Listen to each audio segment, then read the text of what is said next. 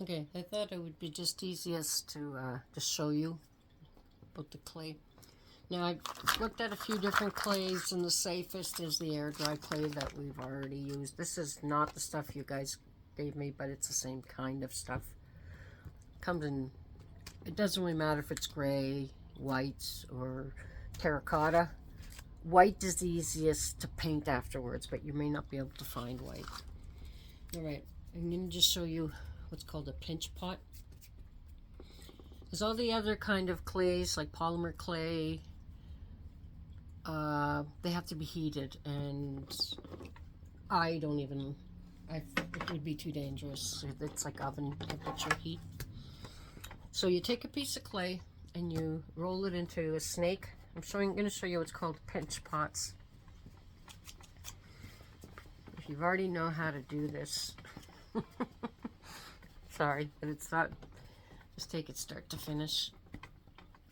So you get a snake, and you make it as thick as however fine you want your pot to be. The thicker the girth, if you want to call it that,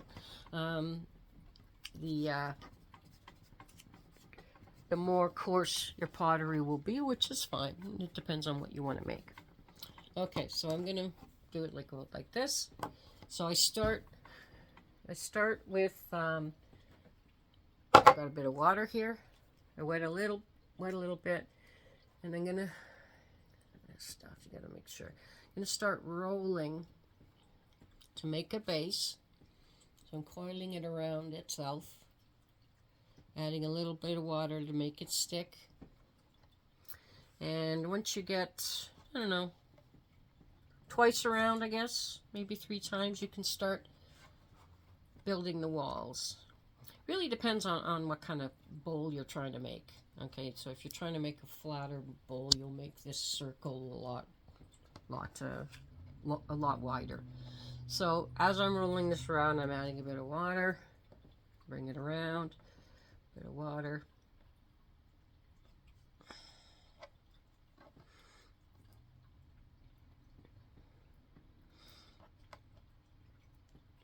You don't want to put too much water with this clay because it gets slippery. It's a little slippery right now. The next thing then is to blend in the seams of the different levels to make it a smoother kind of bowl. Now it's usually done with your hands. That's why they're called pinch pots, pinching. Okay, and you can start smoothing it out and forming the shape of the bowl. Pinching. Hence the name.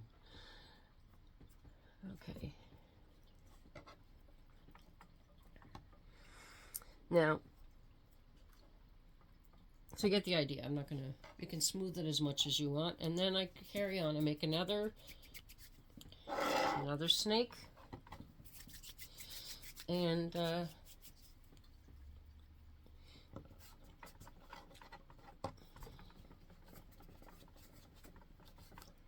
oops, spilling the water.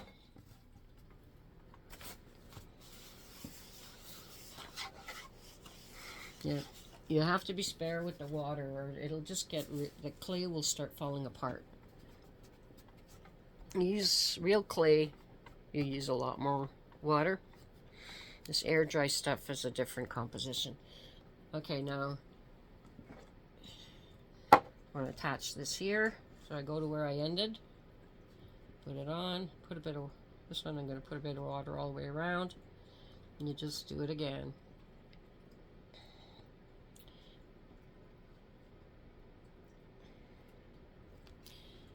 Obviously, you'd make sure it's not falling apart before you put the other layer on, but I'm kind of rushing it here.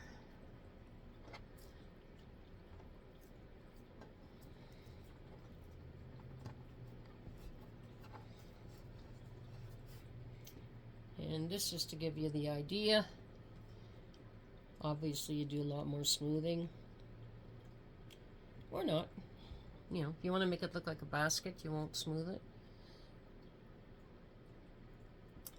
Now these will air dry, and They can be painted with acrylics, and the ones we already have would be fine. Or if we want different colors, I would recommend also, if you can get these for the kits, this is called Triple Thick Gloss Glaze. It's a paint-on glaze. It's not a real glaze, but it'll make it shiny. Okay, and I bought this at Dollarama, so they do carry it. Something like this. Yeah. And these can be made into bowls, plates. There's another way to make a vase, so you can make like a vase if you want, but that's a little tough. But you can make a cylindrical vase by making a flat circle of clay, like a pancake, and then doing the coiling all the same circumference all the way up, and you end up with a vase that's pretty tall. My mother used to make huge pots because you couldn't throw on the wheel pots that big. You have to make them by hand, and she, like those floor vases and stuff, she would be making those by hand.